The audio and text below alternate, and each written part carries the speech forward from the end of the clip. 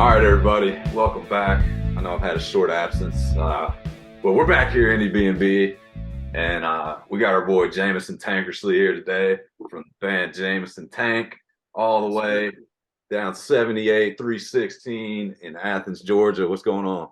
How you doing, man? How y'all doing? We're doing good. Glad to have you on. As we Thanks were, for having me, man. I'm really excited. I've been a fan since I got the DM from you guys. I've listened to a few episodes. Kyle Miller, Easy Honey, really enjoy it. I'm happy to see another music podcast, man. I'm stoked. I was so excited. that's right. For those of y'all listening, Jameson has his own podcast. What is it, Jameson on the Rocks? Is that right? Yes, sir. That's correct. Um, Talking all things music. I'm assuming I haven't gotten a chance to listen. Yes, sir. But, It's more in the space. I mean, pretty much very similar to what you guys do, just in person, interviewing bands, kind of creatives, artists, business creatives, stuff like that. We pretty much had the same template going on here. I mean, I was stoked when I saw you guys. I was like, finally, somebody else asking some music questions, man. I was stoked. that's right. So, and then I listened to the Kyle Miller episode. I was like, these guys are smart too. It's cool. Or I think that might have been a solo episode, but Kyle's just a good interview in general. So I was like, yeah, this is Yeah. cool. Hell yeah. Well, let's talk some music, man. Let's do it, man. Grant, Grant runs our Instagram, and Mm-hmm. a lot of the ways we get bands, we post their songs, and he came across your song "No Bad Days," and he posted that. So, what's Thank up you with for that that. song? What's the background on it? How did y'all record it? How did y'all, come up with it? That one we came up with. I think that one came out somewhere around 6 months ago. It's really become a staple of our live show, which I know everybody says, but like it really has. Like it's turned into the closer of the set, if that makes sense. Mm-hmm. Really like strong like build song. And we were in the studio in Athens just working on music, and we had this one that had been nudging around, very very like almost like U2 kind of thing going on, but like not like college U2 kind of thing maybe, or already in this, you know what I mean? Yeah. And I just knew we had a strong concept, and that it was very singable. Really, all you need to know to sing it is the three words, no bad days. And we've been able to, when it really started hitting live, we really thought we had something. Because like something that's real simple like that, where like we break down for a second, and I can just explain like all you gotta say is no bad days. You know what I mean? And by the end of it, everybody in there could be screaming it. That's really an exciting song to me, and I love playing it. So I was glad you guys picked up on that one. Yeah. Yeah, help me drive into the driving. I think was it a drive in or a drive from? It could either way. The Either commute way. to work is Yeah.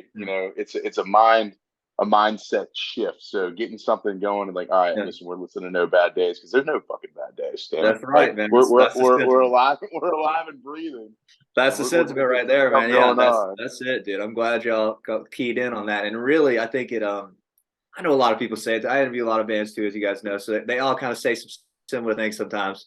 But it's one of those ones to me that you really, if you hear it live, it would really make even more sense Mm-hmm. almost. Because it's the song on the recording is only about, I think it's 3 minutes and 5 seconds. When we play it live, it's more like 5 minutes. So we really, really stretch it and make it a big thing at the end that people really dig.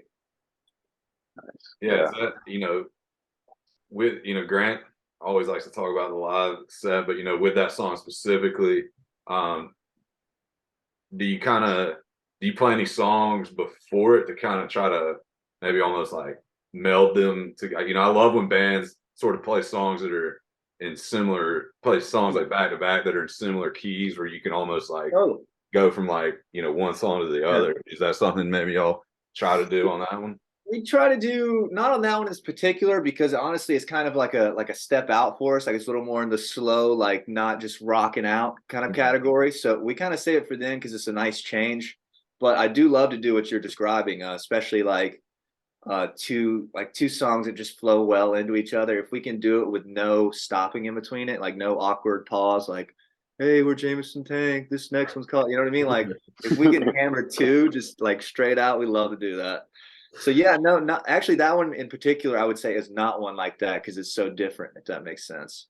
Yeah. But I really do love playing it. It's a lot of fun to hear people sing "No Bad Days" to you. That's a good night. Good night. Yeah, there's nothing better than someone singing your song back to you. Yeah. And around the point of us writing that one, it was kind of when I was trying as a songwriter. I'm like the main like lyric writer of the band or whatever. That was when I was kind of like, hey, let's try to write some shit that people could sing their first time hearing it, if that makes sense. Like before that, I felt like maybe I was writing a little too complex or too like too many words almost. You Mhm. know what I mean? Like if the words are changing every chorus, like it's like, oh, you can't really sing that the first time. I was like, hey, what if the chorus is just fucking no bad days? You know what I Yeah. mean?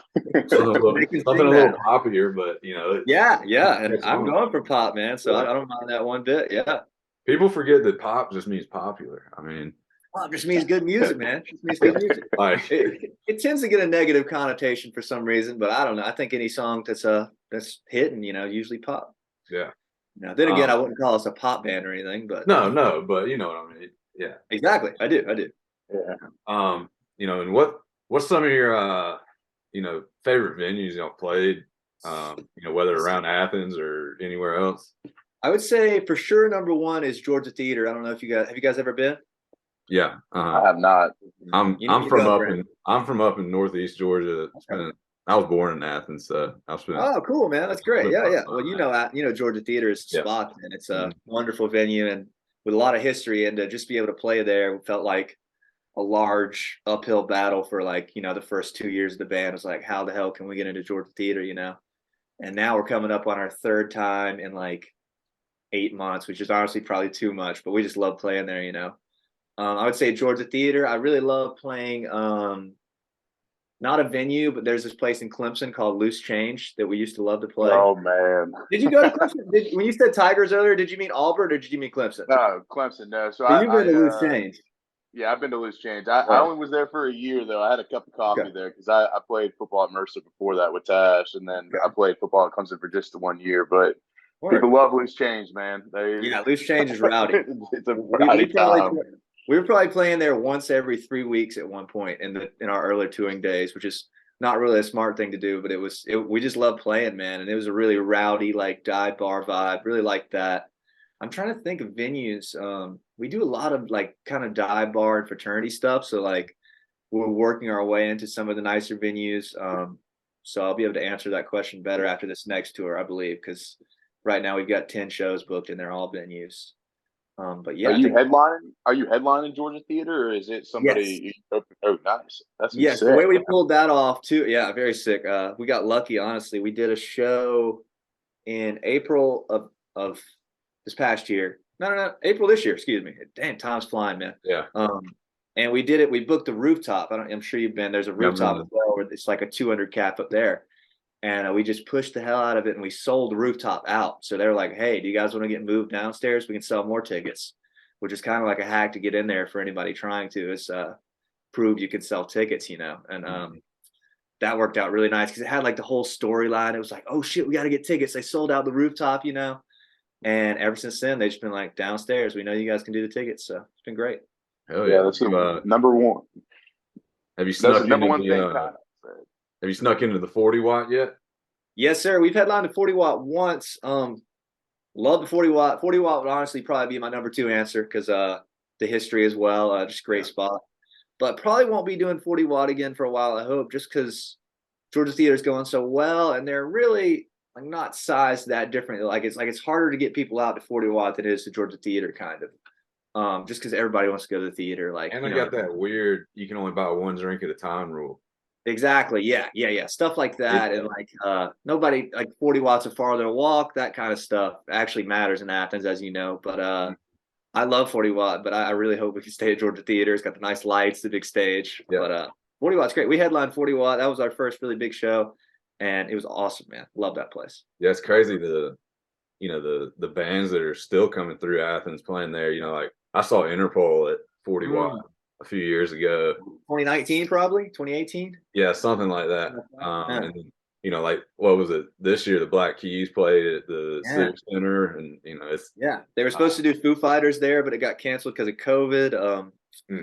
It's hard not to feel it when you're sitting in those dressing rooms, man. Really cool. It's like, damn, like Snoop Dogg and Nirvana and everybody's been here. Funny story. Grant and I saw the Foo Fighters when the Super Bowl was in Atlanta a couple years ago. And Dave Grohl was talking about Georgia, and he's like, yeah, I remember playing the 40 watt when I was with Nirvana. He's like, that's hype. And he goes, and one of you fuckers threw a quarter, and it hit me in the head. And he's like, I still got this scar on my forehead where one of y'all threw a quarter at me. No way. I don't know if you guys were at that's a great story. I don't know if you guys were at Shaky Knees this past year, were you? Yeah. Foo Fighters, did you catch that? He mentioned something during the set. He's like, we're not going to talk about our masquerade shows. I was like, I wonder what he means by that. Did anybody else hear that? Is that like an old story or something? I don't know what that story is. And he also talked about like when he was with Nirvana, that the guy from REM was like trying to get them to stay at their house, and their manager was like, "No, that's not happening." And they were just like, "No, we are spending the night here tonight. We'll bus in the morning to wherever we're going next." But love it. Who's some like who's sort of the biggest bands going in Athens now?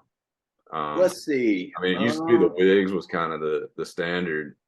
Yeah, I don't know if they're quite present. Are they still going? I don't think they are right now. I don't even know, man. I know that I don't know anything about them. They're like lead guy tours with Kings of Leon's, all I know.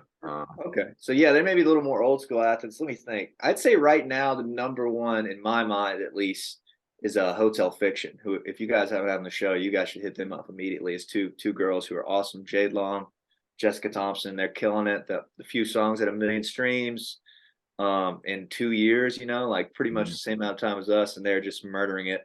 Also Granville, I don't know if you guys have heard of them. Kind of southern rock-esque band that's really been killing it. They did like 600 tickets to the theater in August, which is really good for an Athens band.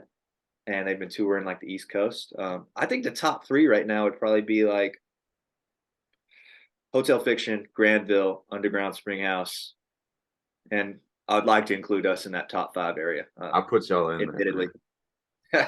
So you mentioned Hotel Fiction had a couple songs with a bunch of streams. I was just looking on y'all Spotify, and Heavy Dependence got like 27,000 streams. What is it you think about that song that just kind of took that off? Was a weird one. It was the first one we put out, and it was before I was with my current band, who I'm sure we'll talk about later. But like I was just solo at the time, and I was just looking for a way to get these tunes out because I'd moved to Athens as a guitarist and like was struggling to find bandmates. I was like struggling to find the puzzle pieces. So I was like, fuck it, I'll sing, you know what I mean? And put that song out, and then it kind of got like picked up by the algorithm a little bit, and one of the playlists picked it up. So it went from like it got 10,000 streams, then it like doubled in a couple weeks to 20,000. Then it kind of teeters off to a few thousand here and there now. But that one's definitely a staple of the live show too. People love that song. I'm glad.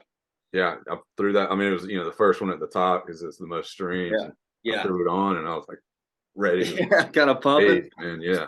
Yeah, we probably play that one every night, man, for fucking since we started, man. I love that song. It just got picked up by the algorithm, man. The Spotify thing picked it up and it got going. Got lucky. So it's a good look. So the whole Jameson Tank was originally just sort of maybe not on purpose, but it was your solo project, and then it. Yes, sir. That's correct. It's kind of it kind of evolved is a good way to put it. Cause like it was really just me being like, all right, I'm not waiting for a band anymore, if that makes sense. Cause like I would write these songs or whatever, and I would like sing them just as like a scratch vocal, and then I'd bring them into whatever singer. And it just didn't feel right. It felt like the song was out of my hands, that kind of stuff. And like I'm a very I lead the group now, like I'm doing all the booking at the moment and all the managerial stuff, all the social media stuff before we got banned. All that stuff was me. And like they know that all my bandmates are really great. I'm sure we'll talk about them. They understand that I'm kind of like I live and breathe this shit. Like this is me full time.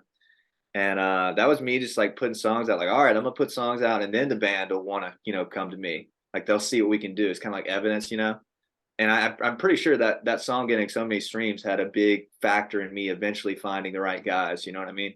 Mm-hmm. Yeah, it was solo and then it evolved. But now I'd say people very much think of Jameson Tank as a band. I hope at least. I know it's confusing with the name, but it's kind of like Bon Jovi, Tom Petty, Van Halen, that kind of thing. You know what I mean? Like it's a good name. It has a nice ring to it. Well, I didn't know what your name was before you got on here. So see, it worked. I was gonna ask you where the band name came from, but I kind of pieced it together. Yeah. Well, my full name is Jameson Tankersley. Yeah. Tankersley, and I think Tank. We just slice it off, and it's got a nice great name. But I just was, I would have obviously asked you about the background of it, but makes a little sense. Yeah, it makes a little bit. Yeah. We still get some confused folks at shows. They're like, "So you're solo?" And I'm like, "Not really," but like, I'm also not. I was at one point. Yeah. Yeah, Um, it's very much a band thing now. how did you find, your bandmates? Put an ad out in the paper or Yes, sir. You nailed it, man. yeah, I did a flagpole? bunch of ads, like posters and stuff, and I ended up getting lucky on Craigslist. Put them on Craigslist, and like looking for bandmates interested in rock music, preferably ages 18 to 24ish. Because you'll get a lot on Craigslist. You get a lot of 45-year-old rockers. Nothing wrong with that, but wasn't what I was looking for. Yeah. So you never know on Craigslist, man. I had some bad interviews on there and stuff. Like people showed up and being a lot older or a lot younger than expected. So I eventually narrowed it down, and my guitarist Bryce reached out first, and he came over and played one night, and boom. I mean, just obviously the guy, we probably talked on the phone every day since then, or some sort of communication. And then Connor, the drummer, hit me up, and we knew each other through UGA. We'd had a class together, so it was nice to see a familiar face. And then Javier, the bassist, hit me up, and we literally played a show 2 weeks after that, like after we got together, Hmm. and we've been playing almost as many weeks as we can since then. It's been great. Those guys are very, very crucial to any success I've had, if any. That they're very, very vital. Great guys. Yeah, I've been in bands before, and it's so much more fun, when it's not Yeah. just you in a room coming up Oh, with exactly. ideas. Yeah, Um, like being a solo artist doesn't sound that fun, honestly. You know what I mean? Like you don't get the like it's when you go out there with the band, it's like me and the homies versus the world. You know what I mean? yeah. But just you, it's like a little, I Oh, don't and know, it's, like it's sheltered. taxing. You're like, Yeah. you don't want to have to come up with every part. I don't. Yeah. Like I You can know, very much lay back. There's songs that my bass player, he sings the whole song, and I'm the lead singer in the band, but he's just as good, if not a better singer than me. He takes lead on some songs, which I think is just a great makes things different. We can sing different kind of songs. He's got a lower voice than me. He's into different music, so it's fun. I play guitar, but I can lay back and let my guy take the lead, for a whole song. I can not play guitar. Stuff like that makes it great. Yeah. It's Yeah, and great. like you can find, with maybe y'all are just messing around and your drummer is just playing something, and then the bass players just kind of kicks in, and you're like, Yeah. oh, here's a different start instead of just picking up the guitar and trying to start from there every time. Exactly, man. And you said you've been in bands before, right? Yeah. Uh-huh. Well, you know how tough it is then, man. Really, I'd say the biggest X factor that I've had in my career as a whole is finding the bandmates, because like if you've got one guy in the band that's not all the way in, you don't have a band. You know what I mean? Like you've got a local band that can play a show every once a month. But I was like, you guys, like if you guys want to do this, I want to play 3 or 4 times a week if we can, be Hmm. on the road, like putting music out every year, albums, that kind of stuff. And they all absolutely live up to the hype, man. So it's been great. It's been great. Hell yeah. Cannot complain one bit. We're about to go on another tour. It's going to be great. Just wrapped up on it felt wildly successful to me, at least, into like we're kind of like transitioning out of the like cover bandy state, like we're at the start of a band where they don't have enough tunes to really rock the original shows quite yet. We're kind of like just teetering out of that to where we have enough to really bring it home. It's been great, man. Hmm. Yeah.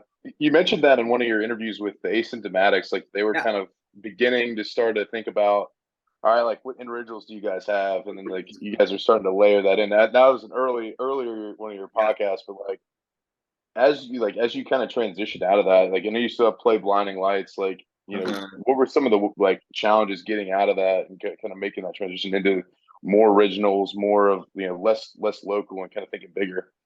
Yeah, I'd say we're kind of still facing a lot of those challenges. These are pretty present stuff we talk about a lot. It's like I mean, obviously, there's a lot more money in the cover band space, and when you're full time in music like I am, you need the stable income to like just to keep it together. So it's like, all right, we're like killing these cover shows for more money, but we're like our originals aren't getting the clout that we'd like them to. And Sure. if we continue to do this, we might end up this forever. You know what I mean? So it's Yeah. like, all right, fellas, we got to start playing them every night, no matter what. Like even the cover sets, we're gonna start playing 7 originals, 10 originals on cover set nights, which is 3 hour gigs.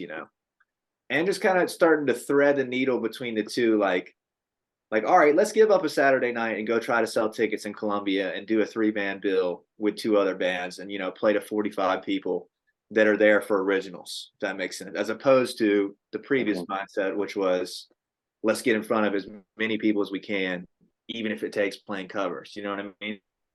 Yeah. And It's been going well what though. Well, what like I guess kind of taking a step back, like what covers do you feel like you are there covers that like kind of lay into y'all's originals better than others, or like do you think? I think so. Um, I think there's a certain energy. Well, it's not even that. It's just when you're playing all covers, it sends a certain message out to people that want to come see you. Like some people will only be fans of the cover show, if that makes sense. Like if you're in a bar in yeah, Tuscaloosa just trying to have a drink, you might not be ready for our 6 minute rendition of No Bad Days. You know what I mean?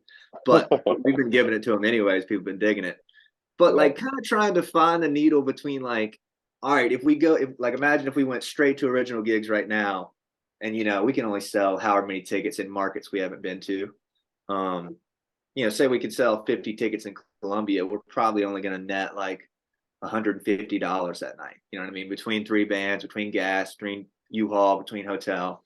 But we could go play a fraternity in Columbia and make 3 grand and each clear $500 or whatever, and like live off it for the week. But we might have to play all covers.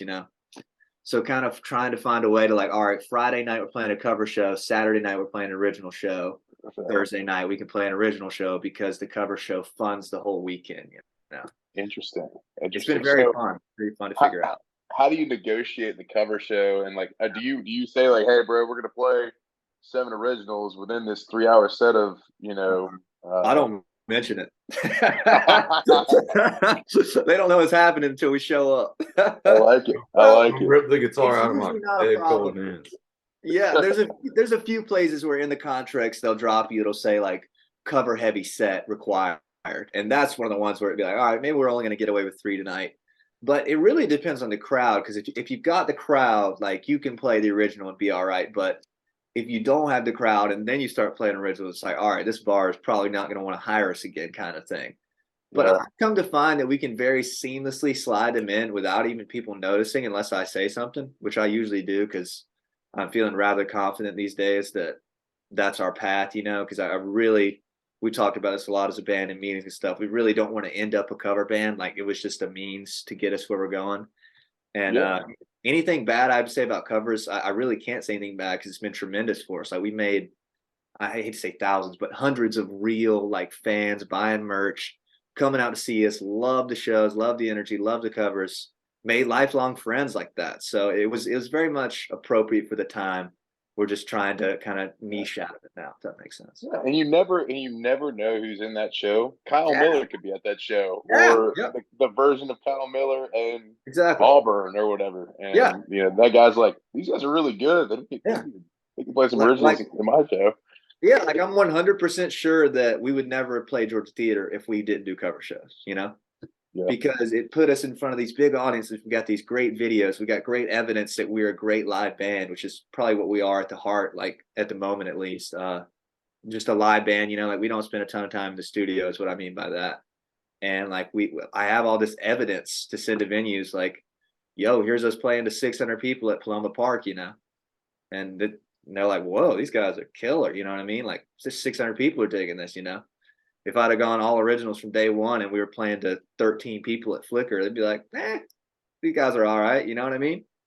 So it's kind of like, I hate to say fake it till you make it, man, but something like that. Like it's like building a track record. yeah. Yeah. Well, you Yeah. gotta you gotta build the brand. I love Yeah. it. I The love it. brand's been going good. Brand's been going Yeah. good. Appreciate y'all asking. That's good questions. Good questions. How do you kind of have you parlayed the podcast? Because like one of the things that we do with this, like I've always had a vision of like, all right, I feel like we could do an Indiebnb festival. I mean, that's like way far down the line, but like, No, that's awesome. have you thought about like, have you parlayed your podcast relationship into going like with Easy Honey to go open for them in Charleston, or go Yes. find those people who are in these other markets and be like, yo, like they came through Athens, but like these guys are sick. We should definitely have Yeah. them open for us or something. I think absolutely, man. I think I played with probably 6 of the bands that have been on the show. One of the great ones was the Stews. I don't know I'm sure you guys are aware of them. You heard of them? I'm Uh-uh. not. No. Oh wow, you guys should call them tomorrow and get them on the show. You guys would love them. They're Charleston now too. They're very easy, honey. They're on Atlas.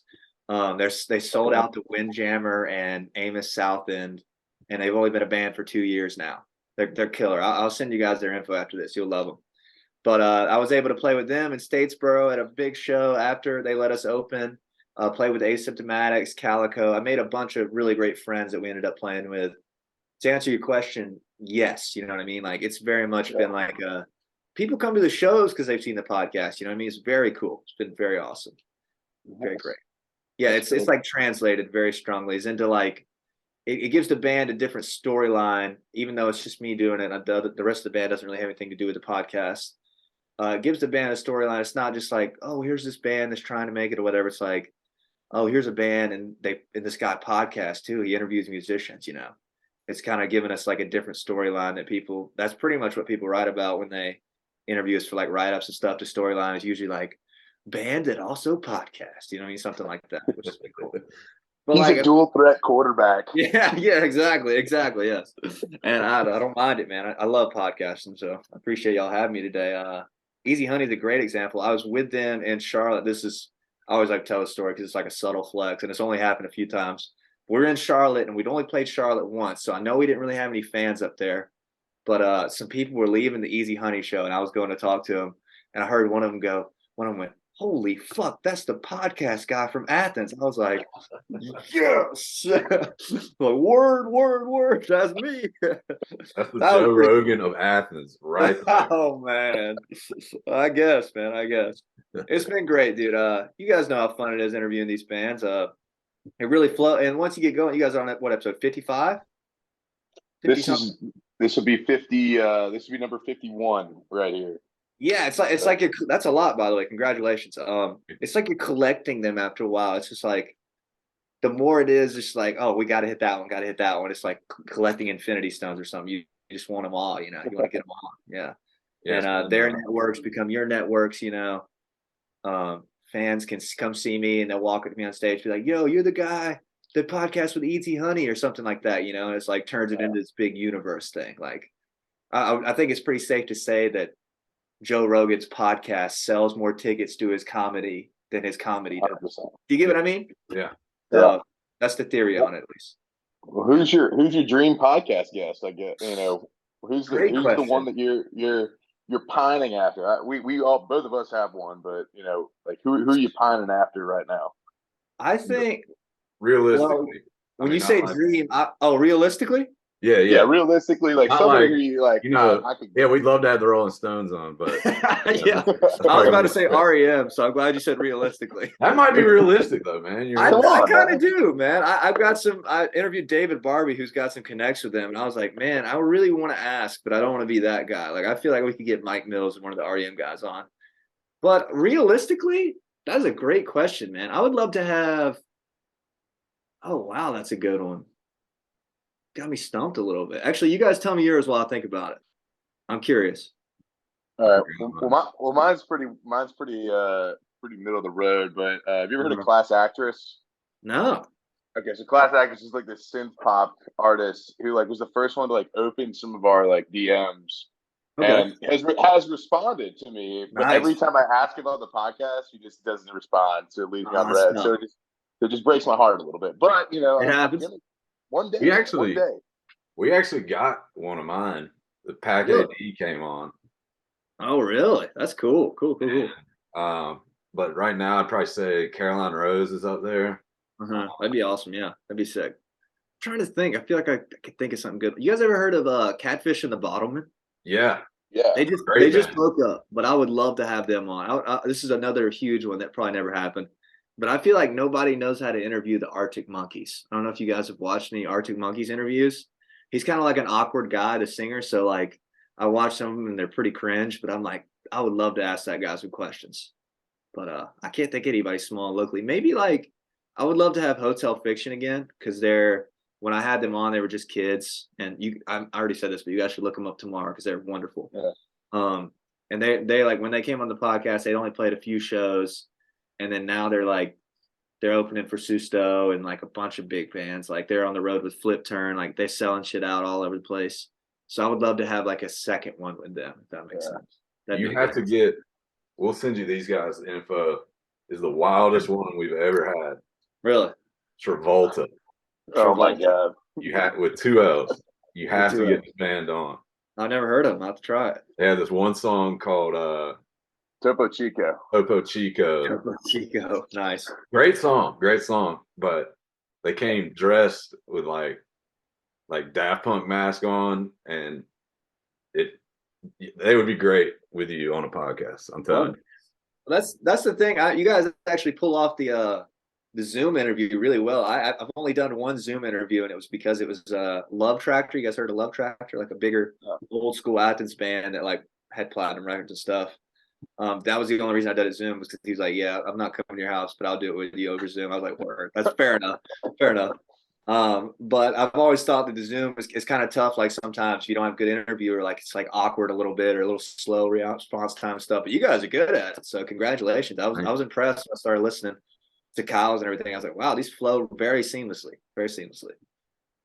Yeah, I'm doing all of mine in person, which is nice. We've yet to do one in person.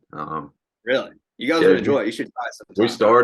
We started this in the middle of COVID, and so we got some bands from like California and Seattle and stuff, and that's how we started, and went from there. But I'll get you guys a list. Oh, go ahead. You guys should try some Athens bands.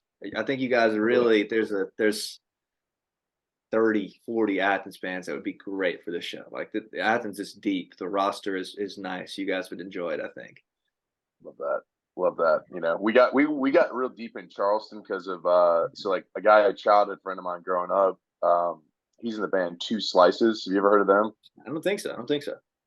All right, so it's him and a DJ, and now I think they have a couple other people in it. But like, he was in a band before that called Octopus Jones, and so like, but like I've followed him. You know, every time he came to Atlanta, I would go see him, and he opened for a band called Crab Claw, who I then was like, all right, I'm getting Crab Claw on this. He's like, Walker is a wild man. You know, they're great for sure. The Crab Claw is an awesome interview. Guy's crazy. He's really acting a lot right now, actually. But and he's the number one. Yeah, but we got. He's the number one. What is it? Yu-Gi-Oh or something like player. No, it's Magic. It's Magic. He's sick at Magic. Interesting. But yeah, we got deep in Charleston because of that connection, and then we just kind of really went in, and like it was them Babe Club and Local Nomad, Easy Honey, like Zimmerman, right? Wolfgang Zimmerman, Zimmerman's great. Yeah, and then our boy from Brave Baby, God, what's his name? He's the lead singer of Brave Baby. I don't know why he's escaping me right now. We got him on. Yeah, so we just went all in on like one area, and then I found like, I was like, you know what? Keon Masters. And yeah, we're just like, all right, we got this area. Now let's try to, you know, obviously we got to get better at home, you know, our home turf here. We had to go Puppy on, who's she's freaking blowing up. Yeah, I hear that crazy. Dude, she's unreal. And then, you know, but we're trying to just keep, you know, I think keeping it local is something that would be, you know, a good focus for us. But also, you know, trying to get those, you know, reach bands like High Crime and those other ones that, like you hear on Sirius XMU, but you don't, you know. Yeah, exactly. You hear one song. Like I heard a Medium Build song on Sirius XMU, and then I was like, let me reach out to this dude, and now he's, you know, massive. And it's funny, he's from our backyard. He's from Marietta. Really? Like we didn't even know that. But that is wild. It's weird how Atlanta, or at least in my experience, has been like, it's kind of like a uncharted territory for me. Like it's so close to Athens, you know, but like I don't think of them together or on the same page at all. You know, like there's very little Athens Atlanta band interaction, in my opinion, at least. Which is interesting, man. We've kind of like not played. Do you both of you live in Atlanta? Yeah. Mm-hmm. Okay. Yeah. We kind of like, I hate to say have ignored Atlanta, but like have struggled to find our place there, if you get what I mean. Because we've done like, we did Big Sky Buckhead, we did Churchill's, like the more fraternity kind of bar scene. And we've done Smith's Old Bar downstairs. This is our first time upstairs. We're kind of trying to find our way in. It's just like a bigger fish, you know. It's been tough to like figure out where to play. We almost had Masquerade. We were gonna do Masquerade. You guys ever go here a lot? Yeah. Oh yeah. I'm kind of bummed about this one. We just lost this one. We were gonna do Masquerade in early February, and they found out that we were doing Georgia Theater, and I didn't think that'd be a conflict of interest because I don't think of Athens and Atlanta as the same place, or I don't have anybody in Athens that's going to drive to see me in Atlanta, if that makes sense, and vice versa. But they were like, if you're promoting another big show in a 100-mile radius, we probably should. And I was like, oh damn, really wanted to play Masquerade. It's two separate companies. It's it's 0 Mile is Georgia Theater. That's probably why. And then it's a separate company that does Masquerade. I think they do their own or something. I think they're under Live Nation. Are That's they Live probably Nation? what it was. Probably more of that. And I don't want to talk too much, not trash, but like it was like when she found out Georgia Theater, they were like, we can either announce this Masquerade show right now and you guys not do Georgia Theater, or you can do Georgia Theater. And I was like, Georgia Theater? I was like, not even close for me. Like, all due respect, Georgia Theater's like, there's only been 3 or 4 Athens bands that have broke in there in the past 5 years, like that's our home, so nothing against it's tough, man. There's just, there's sort of the smaller venues that get filled up by the cover bands really quickly. And then sort of the other smaller venues that are the next step up, like, Masquerade and Terminal West and Aisle 5, they get a lot of bands that are, signed to bigger labels, and they're getting filled in really quickly. So I think Atlanta's just super tough to break into if you're not like from Atlanta. I think so too, man. I'd say it's been one of the weirder markets me as the booking agent of the band has struggled to get into, because like, I mean, I could put a Smith show together any day downstairs, that's no problem. But like Masquerade, I've been emailing them for, a year and a half. Aisle 5, I could probably make that happen, but I hear like there's not much difference between Aisle 5 and Smith's, right? In terms of 300 to 400 cap shows, right? Mm-hmm. Like, it's not going to be like, oh, we sold 100 more tickets at Aisle 5, it's like kind of the same. But even the Masquerade is tough. Like, I've seen like Soccer Mommy at the Masquerade, who's signed to a bigger label and has a pretty huge following and stuff like that. So you're competing with those types of bands too. When you're starting out. So gotcha. It's interesting. Room too. Say what now? You said it depends what room too at the Masquerade, because like if you're you got Heaven, Hell, and then Purgatory. And like. I've been to shows at Purgatory, but like we saw Middle Kids at Purgatory like 3 or 4 years ago. They were from Australia, and they played Purgatory. So it's obviously the bigger. Oh, that was at Aisle 5. No, we saw them at Purgatory the year before that, or 2 years before that. Oh, that's right. That's right, dude. It was wow. It was a hot minute ago, but yeah, it's kind of. What's the cap on Purgatory? 300. Something like that. Honestly, like probably about that. I mean, like I think it's a little bit bigger than, maybe just a little bit bigger than Aisle 5, but not by much. I mean, Purgatory's the one right across from Hell. It's right across from Heaven. Or right across from Hell. Yeah, that's probably 300. I don't even think it's 300. It's pretty tight in that one. That's why I was really surprised that it was a conflict of interest with the Georgia Theater. I was like, Georgia Theater is a 900-seater like premier venue in town, and we're talking about not the big room in Masquerade, but the smallest one. That just didn't add up to me. But we'll get them next time, man. And we got this great Smith Old Bar show. I'm kind of stoked. I've never done upstairs at Smith. That's a pretty nice spot. Dude, have you been there since they redid it? No, I heard the new lights, a new stage, right, or something.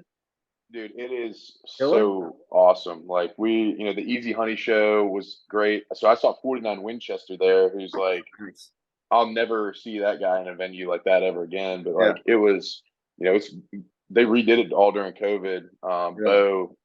Bo, Juliet, and all those guys. I mean, they did an awesome job redoing that area. Hotel. I mean, what was it? What's Bo's last name? Do you know? Bo Nolan. He's the owner of Smith's, and then Eric's the GM, and then Juliet's she does a lot of the music. Juliet, she's great. Yeah. So you know what you are going to conquer, Jameson? What's that? You're about to conquer Pete Peterson's party pack of questions. Let's do it, man. Let's do it. Smooth transition there. I can feel it. Pete Peterson's party pack of questions is 20 questions right in a row. This or that. Here we go. Cake or pie? Cake or pie? Cake. Easy. Sunrise or sunset? Sunset. You rather have a night in or a night out? Night out. Would you rather hit a home run or score a touchdown? Touchdown, baby. Okay. You attendees or a wings guy? And the vegan version of both, if you're vegan. I'm going wings for sure. Wings for sure. Easy choice. All right. Ranch or blue cheese with those wings? I'm going ranch. Might catch some flack for that. I know blue cheese Ooh. is the upper tier answer for most connoisseurs, but I'm gonna say ranch. Okay. All right. Would you rather be a ninja or a pirate? Great question. I'm gonna say pirate. Get to sail on the boat a lot. Ninjas don't get any Yeah. good press either, you know. You got a good pirate name anyway. I'm Jameson Tankersley. Let's go. Yeah, I that would like it. work. We I can make like that it. happen. Yeah. Toast or bagels? I'm gonna say toast just because I make toast. I feel like bagels a little harder to make. Okay. All right. Do you believe in aliens? Yes. Bigfoot. No. Love at first sight. No. When you walk into a party, are you more likely to do the robot or the worm if your The jam comes robot. on?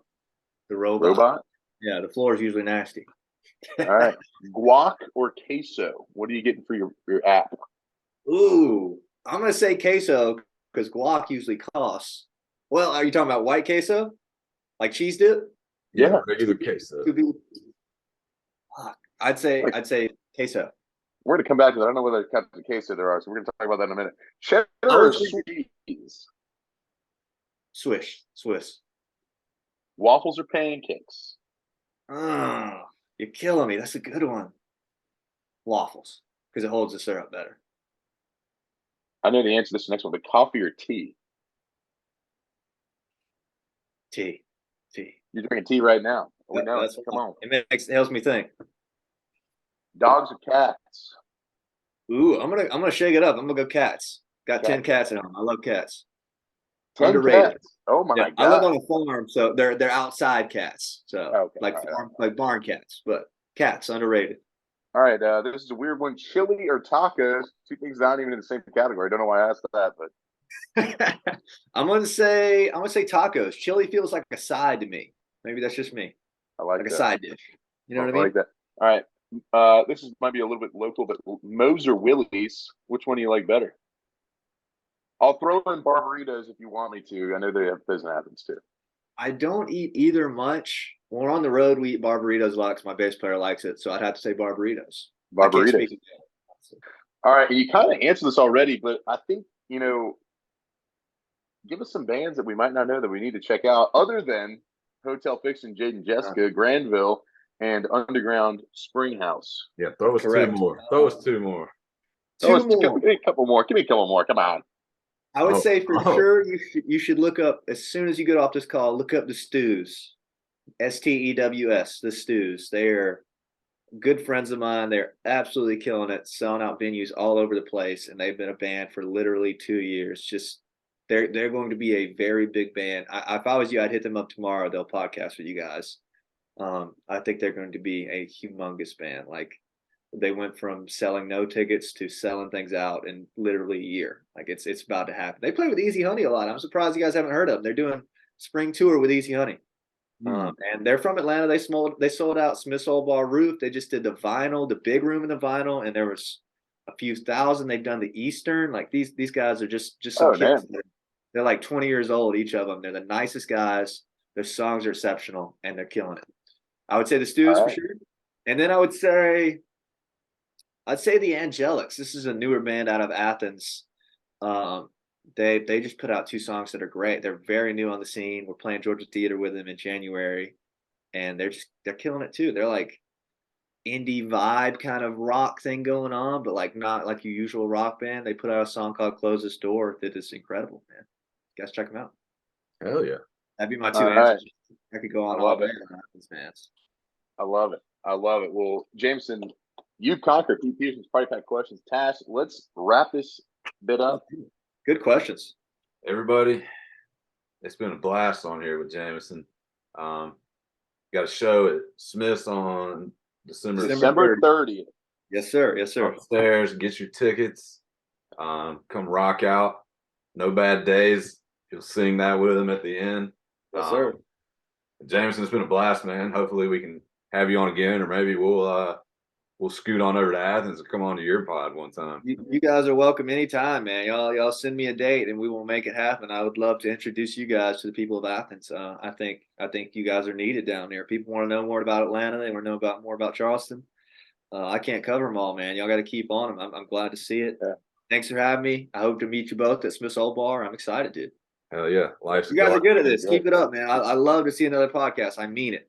And 50 episodes, that's no joke, man. You know how many podcasts make it past 5 episodes? Not many. You know what I mean? So good for y'all. Thanks, man. I really appreciate it. So, Anytime. thanks for coming on. Yes, sir. See y'all later. Later.